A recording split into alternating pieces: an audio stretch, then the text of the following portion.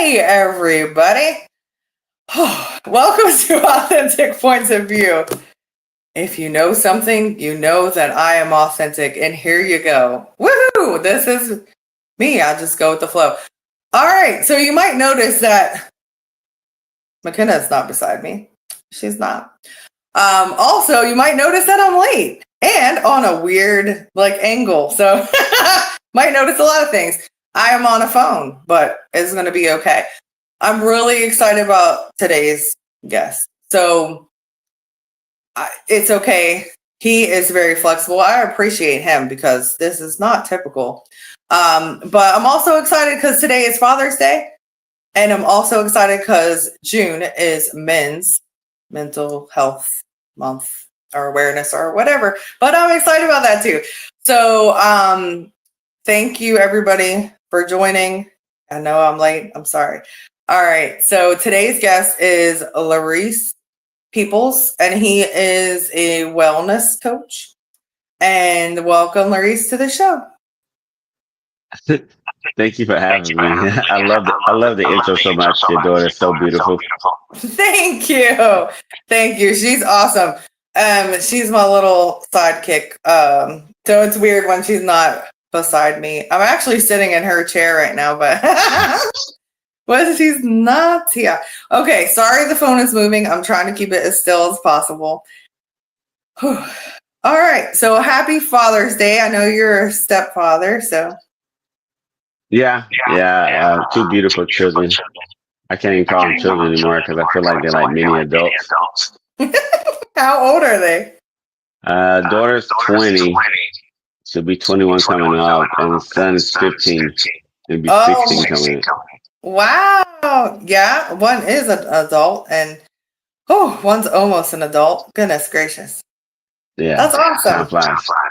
I know. So if you don't mind me asking, how old were they when you came into their life? 12 and 7. Oh, that's awesome. That's a long time. Yeah. Oh, wow. So, all right. Again, I'm winging it. I'm very honest, Larice. I'm sorry. That's like my show wouldn't be real if I'm not authentic, because that's what the show is called. So I'm so myself. And sometimes myself is like this. so okay. I know that I read that, about like your childhood and things that you did when you were younger. I'm so grateful and always to men that will speak about things, right? And it's really important because lots of men feel like they can't.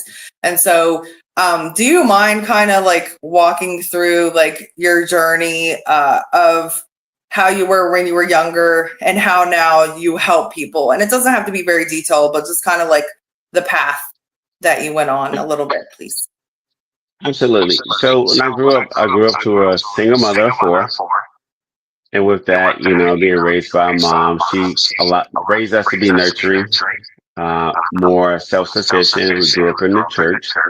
And then what I realized as I got older, I needed that male figure. And even though I needed it, I never had it. And so I made a lot of mistakes because I'm just living life, trying to figure out life as a whole. And then eventually, when I was like 28, me and my father began to rekindle a relationship. But even throughout that time, I made a lot of mistakes, just by not having a father in my life to be able to ask specific questions to and being able to help him guide me throughout life in general. And as life got on, I realized that I can be a helping hand to people, especially when it comes to life coaching, when it comes to leading people. And throughout the years, I began to notice that it's not just about people who don't have fathers, it's just about people who don't have good role models in their life. And so I began to be a role model in many different ways. One in the workforce, 2 with the youth, from youth coaching basketball, coaching football, and then anyone I would come across to, I would basically tell them that You can achieve anything that you want to achieve in life. You just have to believe it. But one of the main things about it is you have to have some type of guidance in your life. So over the last 6 years, I've done a lot of leadership and life coaching to help people understand that you're not alone for one, but also what you're struggling with. I've struggled with that in the past. Growing up with a father, growing up with a single mom, living in a household, having a lot of questions that were unanswered, and then understanding like the different struggles that I had in my life. And so I decided to help people. That's amazing. I love that. That it's, the point is that we can turn our lives around at any time, right? So as long as we're breathing and we're still healthy and we can do it, we can turn our lives around. We all make mistakes. So that's just human nature. And so the fact that you were resilient and you changed your path and then now you help people, I think that's really awesome. Yeah, absolutely. And there was a lot of things in my life that kind of allowed me to see the value in myself. Like I tell people, before the age of like 17 years old, I was faced with 20 years in prison. You know, and that basically came from being around the wrong people. And because I didn't have any guidance, the friends that I had, in high school, I felt like, oh, these are good friends, these are good people. Now realizing that they didn't care anything about me, and so when situation occurred, I'm facing their charges for something that they've done, and so I had to realize that friends are not always who friends say they are, and you have to learn how to look out for yourself. And so that's about 17 years old. And what I learned is that I have to be more dependent and I have to learn how to make decisions for myself. Yeah. Wow. Goodness. And that's a good point that you make because, um, one split second can change our life Mhm. forever. And we might choose to go to a party or go to somewhere. And then all of a sudden now, you're facing something for 20 years. I've been in situations that I've been in the wrong place and things have happened. I um, went to a party that I didn't realize was even going to be a bad thing, and in Maryland, and then we literally, I thought it was a birthday party. We're getting patted down. It's weird. I'm like, weird. Then all of a sudden, a fight breaks out. The whole entire place is moving with the fight. Then we get maced. Then we all have to leave outside. Two people are shooting at each other. So to get to the car, we had to go under the gun shots, basically, to get to the car. And as we're leaving, and if my Maryland friends that were there or ever watched this, correct me if I'm wrong, because this is what I remembered. It was a long time ago. I was 16 at the time, I think. And so this random girl jumps in the car and we're like, okay, like, who's this? But everybody's trying to run from the gunfire. And so as we're driving out, so I'm not driving, but my friends were driving. We see a little boy on the ground that had gotten shot. And she screams, "That's my brother. That's my brother." He was like 8 or 9, I think. And it was horrible and horrifying. And I think he passed away. I don't know. I think that's what I heard. It was horrible. And so I just thought I was going to a birthday party, and then it became something entirely different. So, I mean, I've never told that story ever Yeah. on here, never. But and I'm a nurse now, so there's a lot of judgment when people get in stuff. Even I'm not a male, but there's a lot of there's a lot of judgment, and so for you to like share your story, and that's great, because like, to me, it's like, if I can help someone, who cares what people think, right? So would be glad to share it. I just it's never came up, I don't think. But anyway, so Do you get to see your dad now that you guys have a relationship? Do you see him often or? I see him about once a year. Okay. I talk to him more now, and we have a better relationship now than, like I said, the first 28 years. But over the last 18 years, it's been a work in progress. Nothing's perfect, but I still appreciate him for actually still being in my life and being able to have conversation, and that we get to talk, we get to laugh, we get to see each other, we get to spend time with each other. That's wonderful. I love that. Okay. So it is, I'm trying to think. Look, I'm so prepared. No, I'm just kidding. All right. So, what advice do you have for any young men that might be watching this that are possibly hanging with the wrong crowd right now? Like, what would you tell them? The biggest thing is that you have to be honest with yourself with the circle of friends that you surround yourself with. I knew at the time the people that I was hanging out with that they was, selling drugs and doing illegal activity. But still, I decided to get in the car in good faith that, oh, if something was to happen, they'll basically admit to where they're wrong.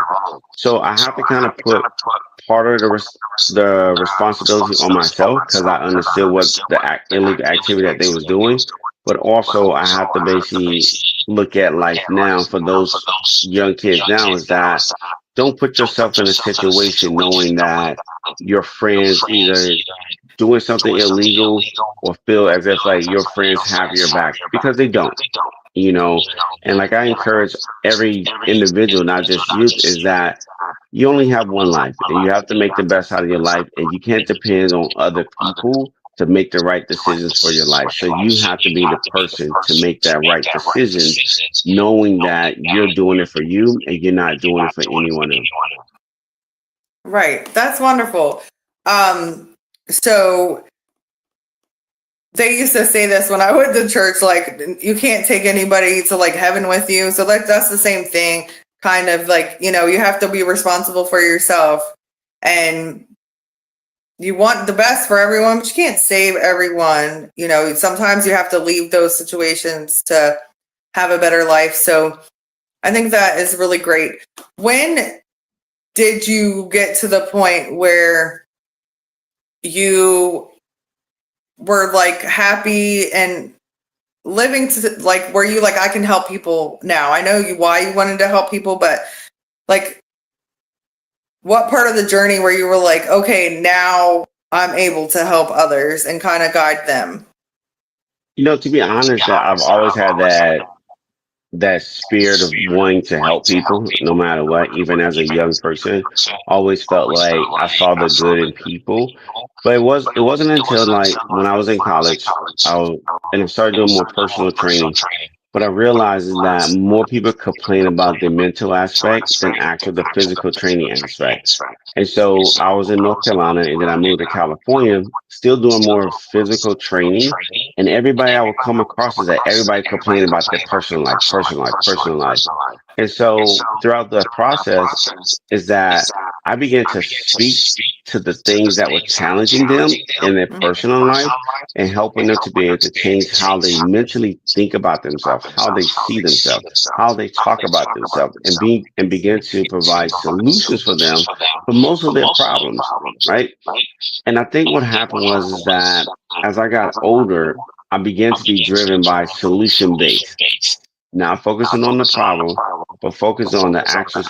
What type of solution can I provide for people to alleviate a little bit of stress? And it really just boils down to changing their mindset, how they see themselves. And it's probably like 30 when really started focusing on it. Around about 35, 36, I became more well in tune and said, I can really see myself doing this as a profession. Around about 37, 38, I said, okay, this is what I'm going to do. I'm not looking back. This is what I want to do. That's so awesome. Are you still a personal trainer as well? No, I don't do one-on-one training. I do give advice for people. One of the key factors, like when I do leadership development or one-on-one coaching, I always basically look at what does your physical activity look like? Because I want to see how can we get small wins to build your confidence about who you are as a person. Okay. And the gym is the easiest way because you can go to the gym, I hit the treadmill, you get instant gratification from that, from actually doing things. And that motivates people because they get to feel themselves being healthy. They get to see themselves being healthy. They eat a couple of healthy meals. They feel great about themselves. And so that's kind of like the starting point of like a lot of my strategies to basically to get them to change their mindset about how they feel about themselves and what they're capable of doing. Oh, that's wonderful. Well, I don't want to go against what you're saying because I agree with what you're saying, but I want to say some people like me, the gym is very intimidating. Mhm. So, if you don't have the confidence yet and you're worried about, because I've been there, I've been like almost 300 pounds at one point. And, so I thought everybody was staring at me. Like, maybe somebody was, but who cares? But at the time I cared and I felt like that was the focus and that I didn't do what I was supposed to do. I wasn't really probably like even training the right way because I was so worried about everything else. And I now go to a boot camp, a burn boot camp, Mhm. and it's the trainers really care about me and I love that. And so it feels great. You're right. It feels great to work out. It really does. Like it makes me so happy. Like at the time I might be like, this is the worst thing I've ever done in my life. Yeah. Like, ow. Like, but I'm just teasing. But anyway, but afterwards I feel great. But also I just want to preference to everybody. So if you're that person, that doesn't have nothing to do with your size. The cool thing about going to Burn Boot Camp is that there are people ages 70 or whatever down to very young people, different genders, different races, different backgrounds, different health problems. I have POTS, so I can pass out. There's another lady with POTS, but then somebody has a sprained shoulder, this and that. So like we're all have different abilities, different like levels of skill and some people have been working out their whole life and some people are just starting. So I just want to encourage everyone that start somewhere and don't worry about what everybody thinks like I did because that was really hindering only me, not anybody else. Nobody else was bothered but me. So that's the thing I love about them is that we do a lot of modifications and so would a one-on-one trainer. But Mhm. so I love that you encourage people and you talk to them about like, you know, because getting up and moving around is one of the best things you can do. Even going in nature or just like walking or getting some fresh air or, and like you said, gym. So if there's somebody that hasn't done anything at all other than the treadmill, what would you tell them to start with? Like, what would be the Yeah. first thing that you would say? As somebody who's never been to the gym before, my biggest thing is that go for a walk. Go for a walk, just to kind of get your body moving. If you're not comfortable with the gym, do some home exercising, do some squats, do some push-ups, do some stretching, the small things that allows you to begin to get comfortable with your body to boost your own personal self-esteem. Because the one thing I work with clients on is their self-esteem. How, like the person that you see in the mirror, who is that person? How are you talking to yourself? Are you talking to yourself in a negative way? Can you talk to yourself in a positive way? And that's where a lot of confidence comes from. And I use the gym because it gives you instant gratification for those who do want to go to the gym. But then when you think about, I get to go outside for a walk.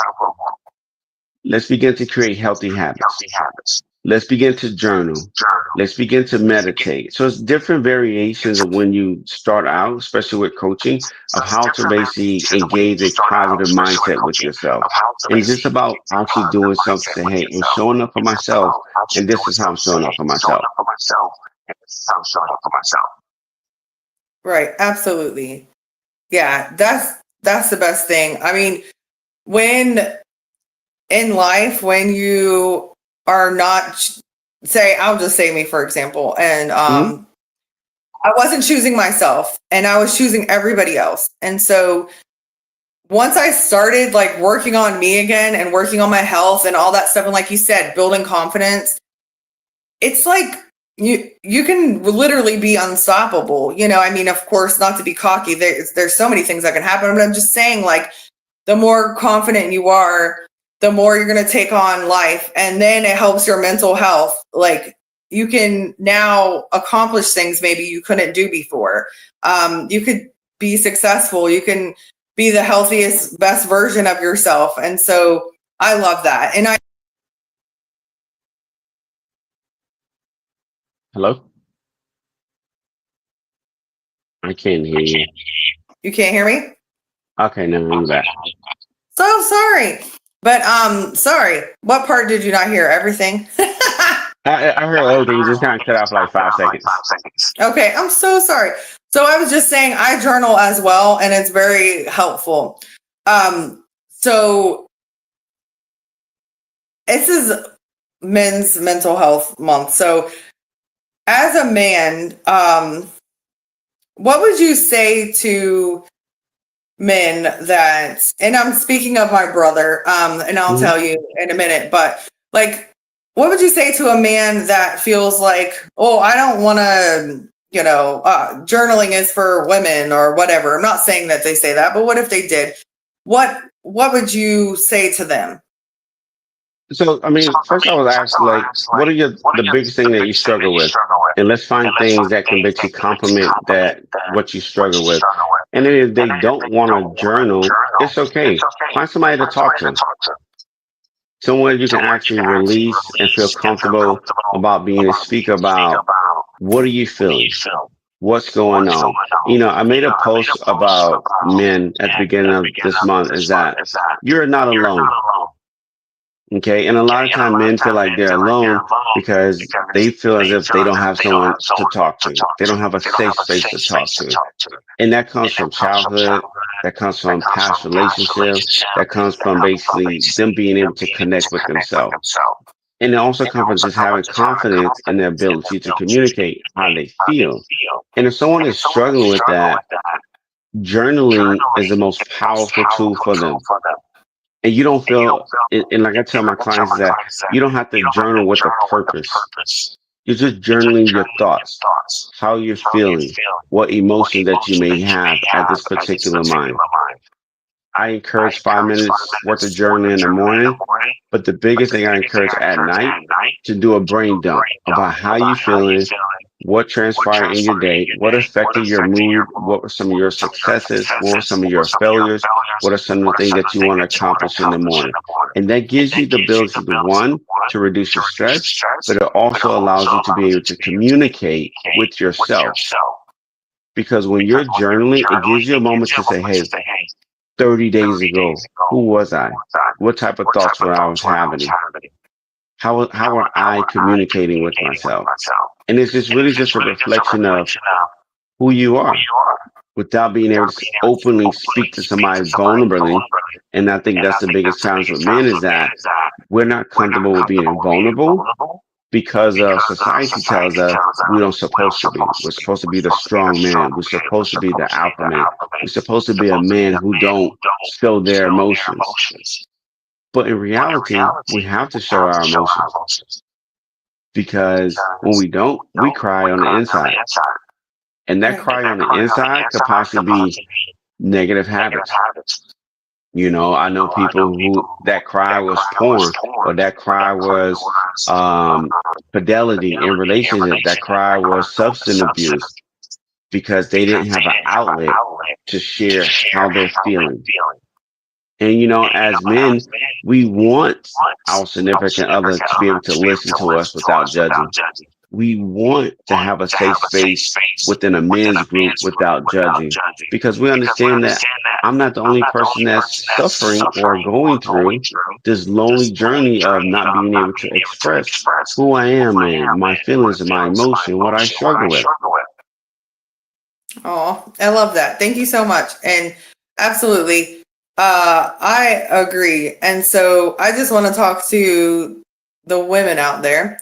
And this podcast is mostly for like kids and parents, but so I want to say that if you're in a relationship, let your partner talk to you and say his feelings. Like, he has a right to do that. Like, that's okay. We both can have feelings, and nobody's perfect. So we can't expect so many things from the man, but we don't bring things as well as the woman. That's not cool. That's not how life works. And so I've seen that a lot. And so it's not fair. Not that I haven't, like, I've made mistakes in relationships, believe you me. But my last relationship that I had was 6.5 years, and we're not together anymore. But did we teach each other a lot? We did. He had never been with a white woman, so he'd never been in a relationship with a white woman. So that was different for him. And he also, like, he was just different than other people I had dated. So, like, he grew up in, a rough situation, all this stuff. So he taught me a lot, and I taught him a lot. And I was his safe space while we were together. He could talk to me about anything. I was very grateful that he felt comfortable enough to talk to me, And so that's the thing, is that I didn't know until he told me those things that's how lots of men felt. Like, he would say, like, other women would just tell me to be quiet or didn't want to hear it or whatever. And that makes me sad. And so not all women are like that. And I don't want anybody to think that I'm saying that. So please do not think that I'm saying that. I have just met some myself that I've heard say things that kind of like make me think, well, that's crazy, but I don't say it out loud. I just think, well, that's not fair. I don't understand. But, everybody's allowed their own opinion. But my brother, my brother was 26 when he passed away. And so he felt like, I believe that he couldn't talk about his feelings. Back in the 90s and early 2000s, it was like, men don't talk about their feelings. Like, that's stupid. That's like, you just don't do that. Like, well, they thought that they weren't allowed to have feelings. And so, and that's the sad part. So I just want to show, you can't really see it, but I want to show a picture of my brother. I talk about him all the time, but you haven't seen him, Larice. So I wrote this book in honor of him. And lots of men, unfortunately, commit suicide, and my brother did. And so since it's the Men's Mental Health Month, I just want to just say it really quick that, like you said, Larice, that everybody's important. Everybody deserves to speak up and have somebody, like, a safe space. So please always find that person. And maybe Larice is your person that you will go to and hire to be your coach. This is my brother. This is my phone. So that's him. Nice. And and so I now think about him all the time. I've always thought about him. He passed away almost 15 years ago, but I think about him too when I, like, interview men or even like when I see a man that I think may be struggling. I'm not I love you. My nephew just commented, my best friend, Matt. Oh, love you, bud. That's my nephew. But anyways, so I think about that because I always want to be a safe space for a man, even as also I'm a coach, but you deserve to be heard. And so I really applaud you, Larice, for what you're doing. And I love that you talked about the men's group. My friend is he's like the president, but he's the president, not of this country, but of the men's group. Change it. I'm not friends with the president. Let me change my statement. He is so silly I am. His name is Shane, and he is the president of the men's ADHD and autism group on Facebook. And so I've interviewed him like 3 or 4 times. And he always has some really great inspirational and inspiring things to say. So I'm going to change the subject and talk about, since it's Father's Day, happy Father's Day, Isaiah, also. So, yeah, go ahead. Please say whatever you want to say. So to the men out there, one of the biggest things, like, so I grew up without a father, but even that, life was never easy, right? And as I got older, I became angry with just life and just became angry with people. And so I used to hold on to a lot of my emotions and not express how I'm actually feeling. And it'd be the smallest thing out there that I would just blow up on. I would just get angry and like to become a totally different person. And then later in life, in my 20s, I had to realize that who is this person? I have to ask for help. So I began the journey of going to therapy because I didn't want to become a statistic in society where I have had suicidal thoughts because of the things that I struggle with, because of the anger, because I didn't have outlets, because nobody wanted to listen, because of the struggles that I had in my life. So if you're struggling with specific things in your life, ask for help. Like I tell people, in my lifetime, I've probably been to therapy 6 times in my lifetime for various different things. Nothing crazy, but we all struggle in specific parts of our lives. But we have to understand that we don't be ashamed to ask for help.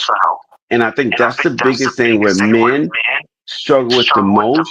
They don't want to ask for help. And if you're struggling with any mental issues, if you're struggling with hurt, if you're struggling with trauma, ask for help.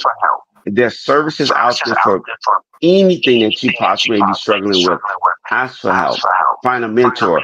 Find someone that you trust that you can confide into. Find a coach, a therapist, and understand that getting help is the most important thing to your life. Like I said, I struggled with it. I thought about suicide many a times, but then I had to realize that my life was more valuable than me taking my life, because there's so many other people that needed me in my life, even in my 20s. And over the last 20 plus years, it allowed me to affect so many people because I decided to choose myself. I decided to ask for help. I decided to make a commitment to changing my life and understanding that there's so much more to life than suicide or struggling with your mental health.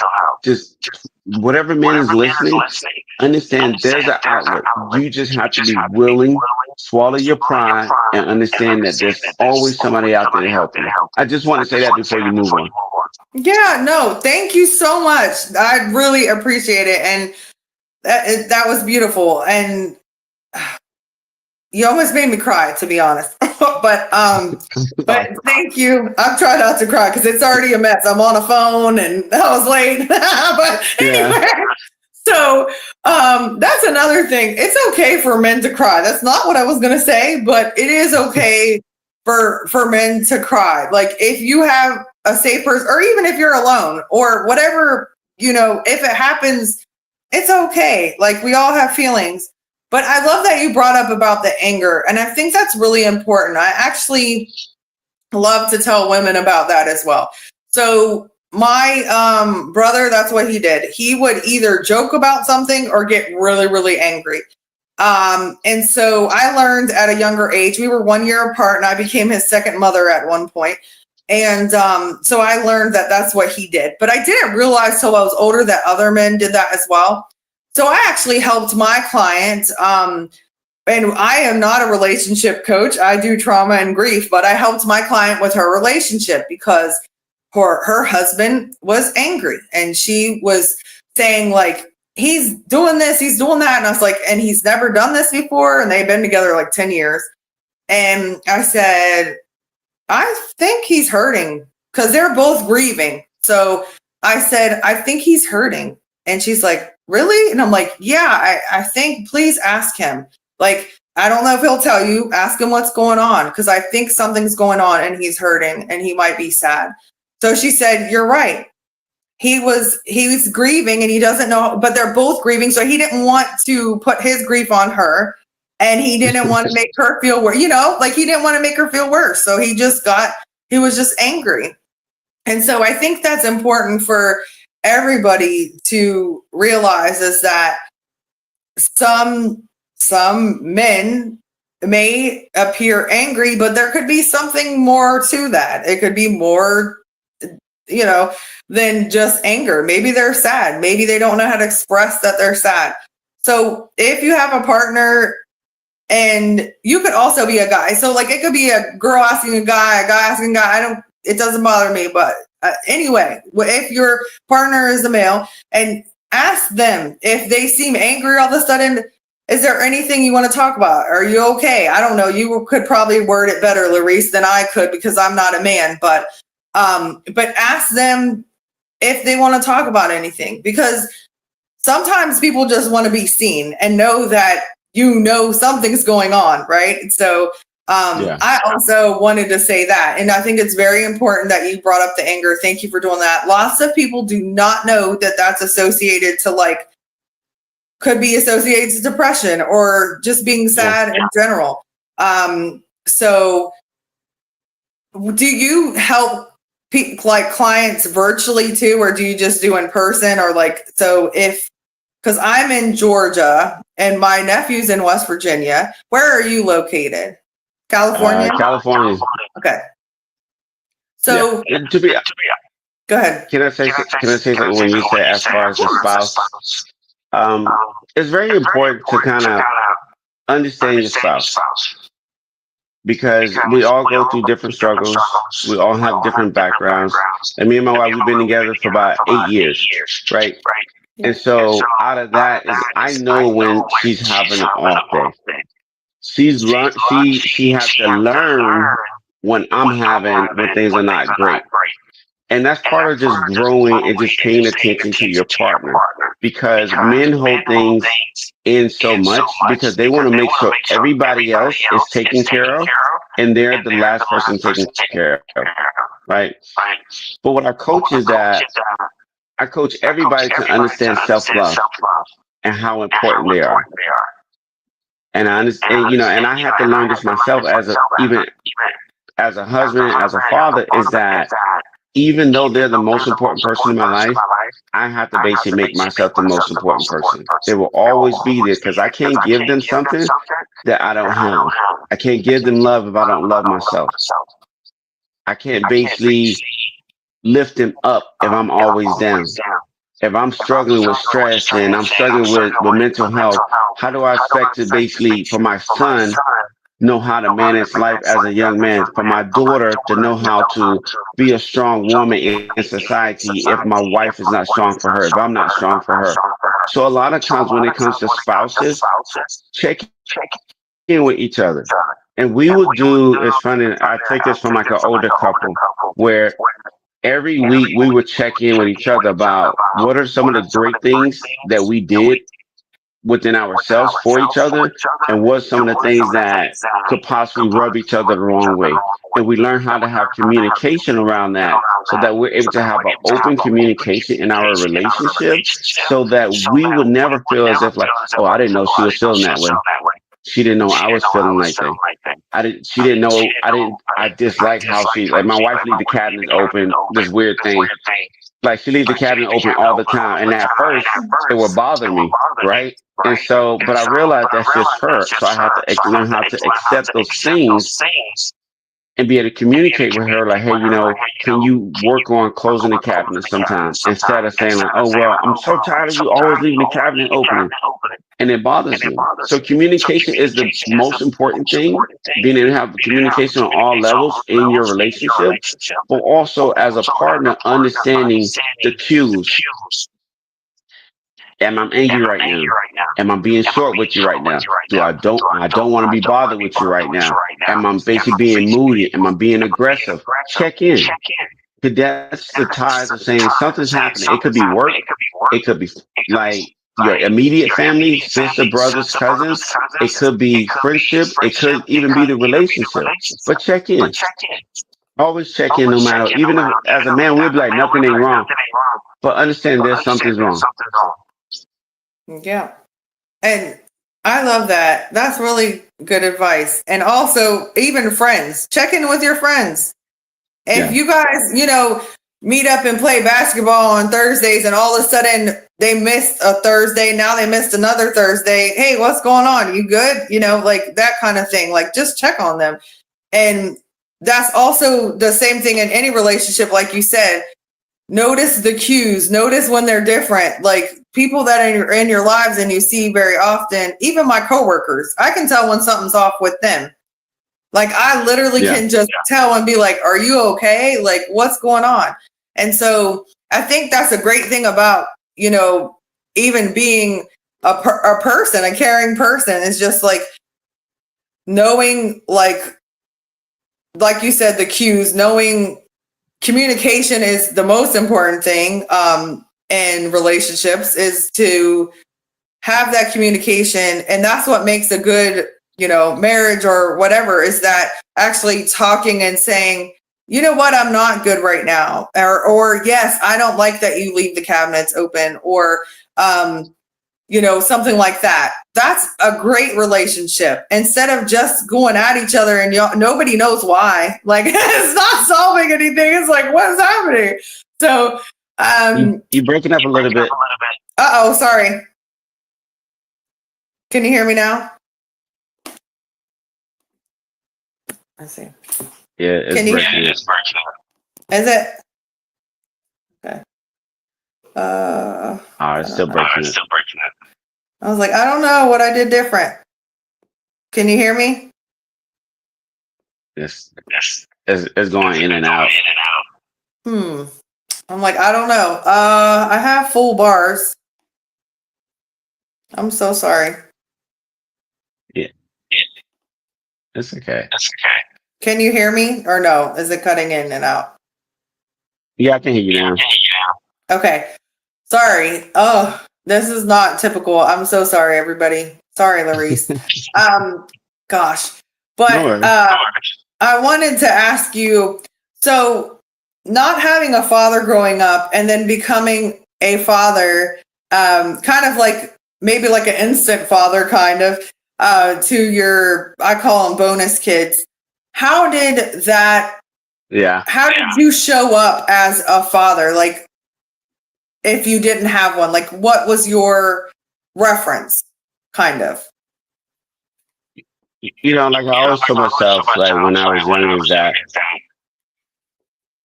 I always want to be a better parent than the parents that I had. Right.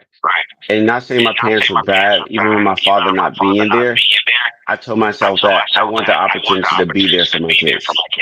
Whether the bonus kids or biological kids, is like, how do I become a better person? And I think because of going to go get help in my 20s and being able to break the journey of the hurt and the pain allowed me to become a better father now, because I was able to resolve the issues of the loneliness, the baggage, the hurt, the pain, the suffering, the mental destruction that I had amongst myself because of not having a father and making all the mistakes. So when, my bonus kids came, it was very welcoming. I want to be there. I want to be a great version of it. And they have their father in their lives. But when they're with us, it's like I want to show them everything I didn't have growing up. I want to be a teacher. I want to be a leader. I want to show them that they have love, they have support. I want to give them positivity. I wanted them to understand that no matter what, I'm going to show you a great representation of a father.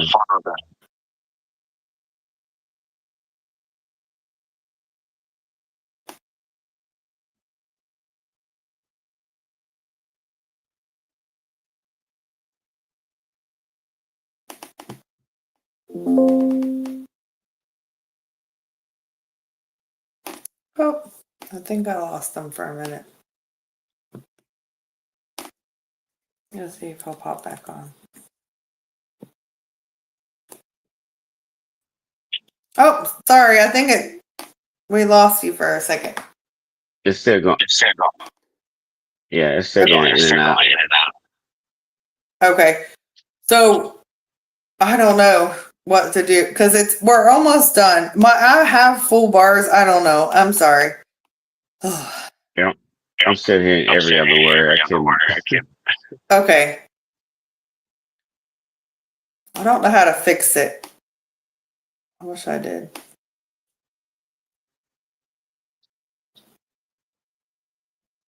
I'm not good at this stuff. Well, we can just finish. I'll just ask you the last question then, if you can hear me at all. Can you hear anything I said? Sorry. Okay, I can barely hear you. It's like keep going in and out. Okay. That's okay. Let's see. You can always invite me back on. We can talk about this many times. I know, and there's so many things I wanted to ask you, but I, was trying to memorize all the things that was in your bio. And can you hear me now, or it's still cutting Barely. out? Barely. It just keep going in and out, very distorted. Okay. Okay.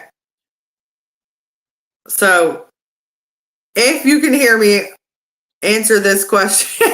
Just the last question. It's still going in and out, distorted. Okay.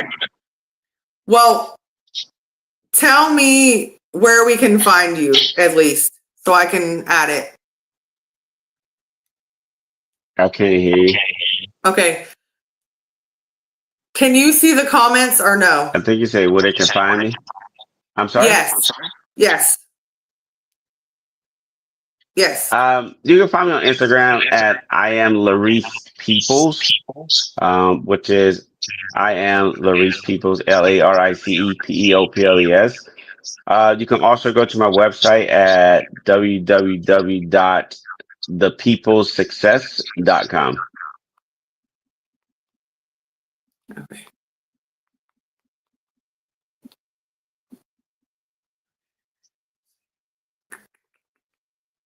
Are you there? Yeah, I'm trying to. Did it work? No.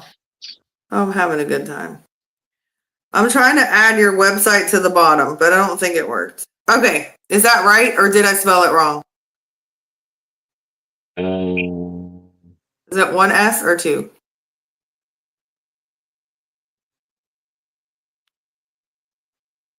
The people success. So S on peoples and success.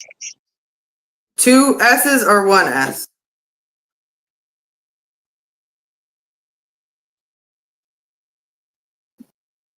Okay. Okay. Let's see. Is that right?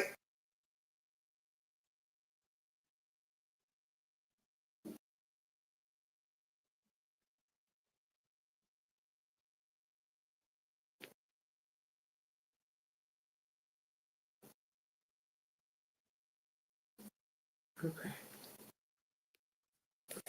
Oh my goodness, now you're on here twice. The other one's frozen. Okay. Can you hear me now? Yeah.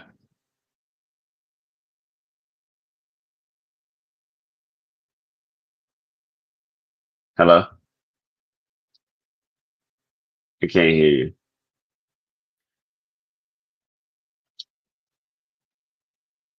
All right. Well, today's episode, I'm so sorry, it was just different. So, Larice, if you can hear me, can you hear me at all?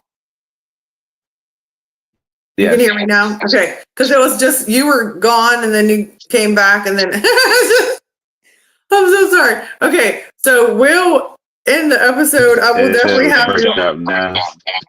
Yeah. Oh, that's horrible. I'm so sorry. So we'll end the episode. I will have you on again. I'm so sorry it's cutting in and out. I don't know if you can hear me at all. I appreciate you so much, Larice, for coming on and dealing with all this shenanigans. That typically doesn't happen. I'm so sorry. Thank you for being so flexible and kind. okay. And I'm sorry. I definitely will have you on. We're like booked until like August, September, but I would love to have you reschedule and we'll talk about other stuff. Okay, sounds good. Thank you so much. Thank you for your patience. I'm so sorry. Thank you everybody for watching. I'm sorry it's cutting in and out. Have a great day. Happy Father's Day. All right, thank you. Have a good day. Enjoy your week. Thank you. Bye. Bye bye.